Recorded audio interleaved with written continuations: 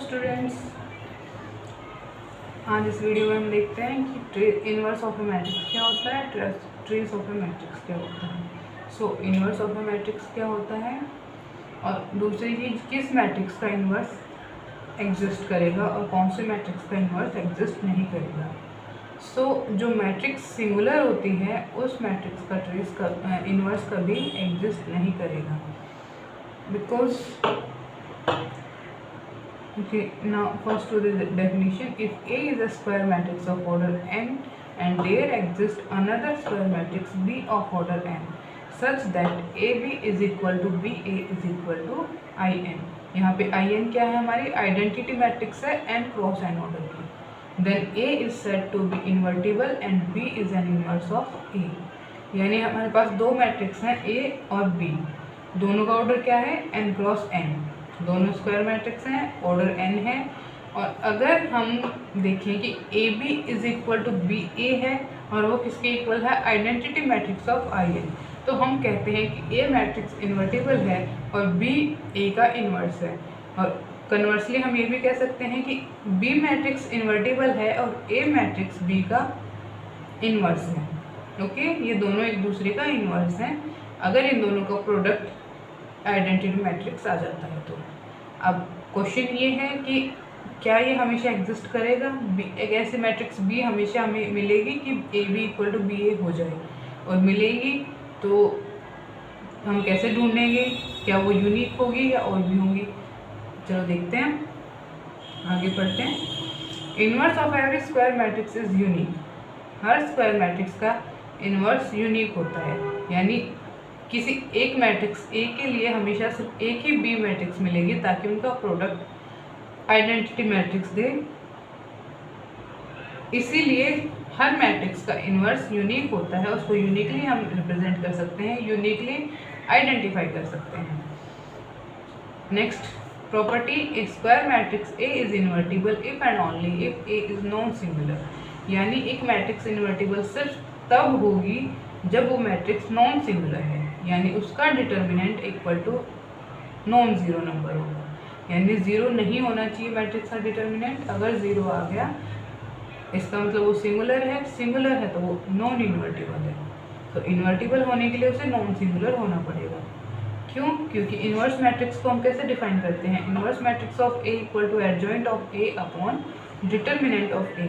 अगर determinant of A zero हो जाएगा तो ये नॉट डिफाइन हो जाएगा, ये टर्म हमारी जो वैल्यू है ये नॉट डिफाइन हो जाएगी, इसको हम डिफाइन ही नहीं कर सकते। इसीलिए डिटर्मिनेंट को नॉन ज़ीरो होना पड़ेगा अगर हम इन्वर्स फाइंड आउट कर रहे हैं।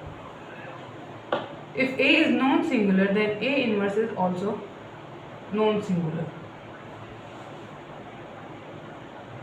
Also non singular.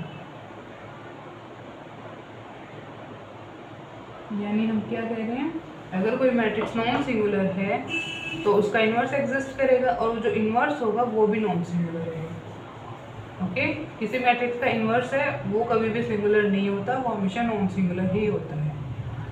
अगर कोई मैट्रिक्स ए इन्वर्स है उसका भी इन्वर्स करते हैं तो मैट्रिक्स अगेन हमें वापस मिल जाती है।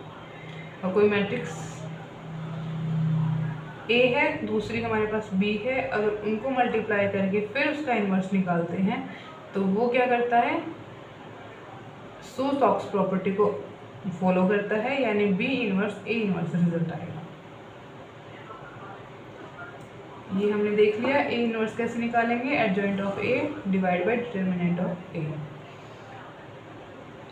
अब किसी मैट्रिक्स का हम डिटर्मिनेंट निकाल रहे हैं, यानी determinant of A whole inverse equal to A inverse का डिटर्मिनेंट, दोनों रिजल्ट सेम रहेंगे। यानी मैट्रिक्स का डिटर्मिनेंट निकाल के उसकी पावर -1 कर दो, या फिर मैट्रिक्स का इन्वर्स निकालो फिर उसका डिटर्मिनेंट निकालो तो सेम आएंगे।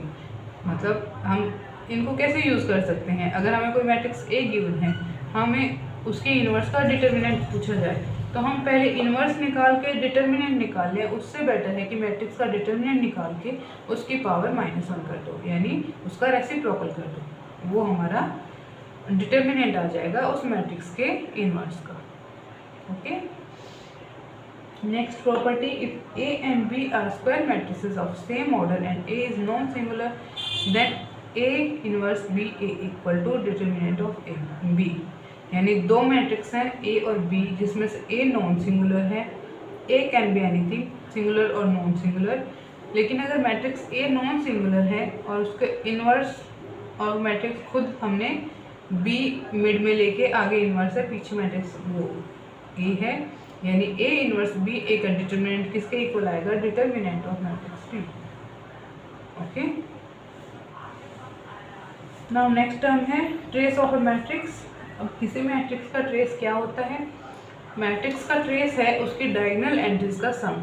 हम ट्रेस निकाल सकते हैं सिर्फ स्क्वायर मैट्रिक्स में.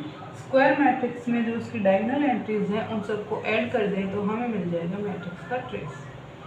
अब इसकी properties, trace of A plus minus B equal to trace of A plus minus trace of B. Okay, add करो चाहे सब्ट्रैक्ट करो, चाहे पहले मैट्रिक्स ऐड करो या ट्रेस निकाल के डायरेक्ट ट्रेस ऐड कर दो, that will be same. And second, trace of K A equal to K trace of A, यानी मैट्रिक्स को हमने किसी स्केलर K से मल्टीप्लाई किया था और उसका ट्रेस निकाला, या फिर हमने मैट्रिक्स का ट्रेस निकाल के फिर उसको उसी स्केलर से मल्टीप्लाई कर दिया, that will also be same. Next property, trace of identity matrix हमेशा उसके ऑर्डर के इक्वल होती है.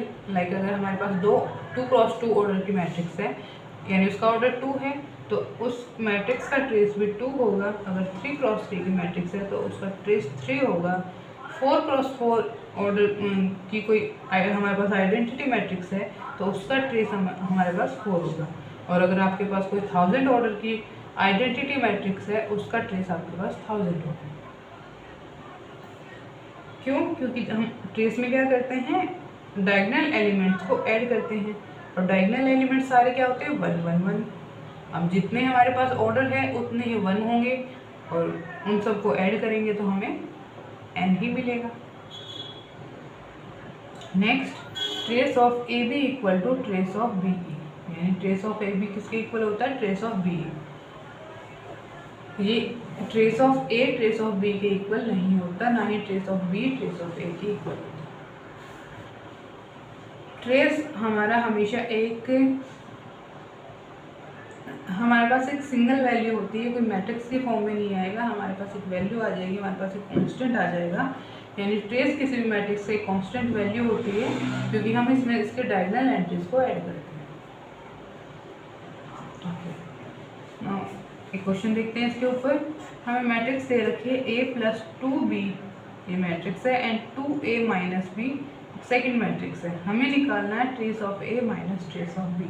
अब ये हम कैसे निकालेंगे, इन इक्वेशंस को थोड़ा सॉल्व करेंगे और कुछ प्रॉपर्टीज यूज़ करेंगे, उससे हम निकाल लेंगे.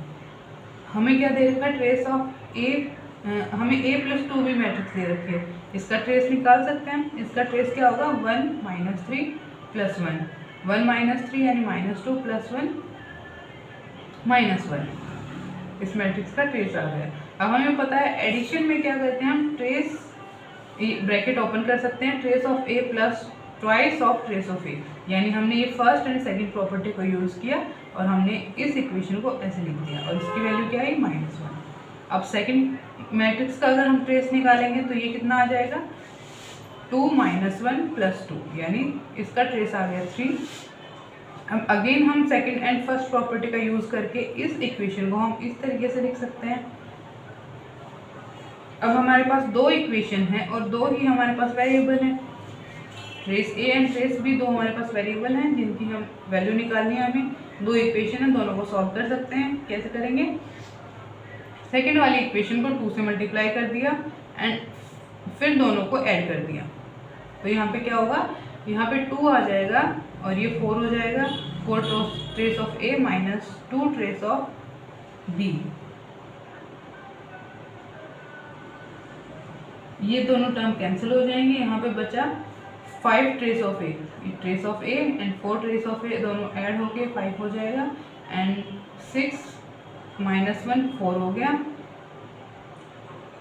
जब इन दोनों को हम सॉल्व करते हैं, एक सेकेंड, हाँ, यहाँ पे हमारा आया 5 trace of A equals to 5। ये हो गया 5 trace of A equals to 5। अब 5 से यहाँ 5 कैंसिल हो जाएगा, यानी ट्रेस ऑफ ए क्या आया 1। Trace of A equal to 1 आ गया। अब ट्रेस ऑफ ए को हम किसी भी एक इक्वेशन में पुट करके देख लेंगे, तो ट्रेस ऑफ बी हमारा -1 आ जाएगा। अब हमें निकालना क्या था, trace of A minus trace of B. दोनों में वैल्यू पुट करेंगे, trace of A 1 minus trace of B -1 था, माइनस माइनस प्लस हो जाएगा, सो 1 + 1 = 2। तो trace of A minus trace of B क्या आ गया। इस तरीके से हम प्रॉपर्टीज यूज करके क्वेश्चन सॉल्व करते हैं। ओके फ्रेंड्स, अभी इस वीडियो में इतना ही, बाकी देखते हैं हम नेक्स्ट वीडियो में। Thank you.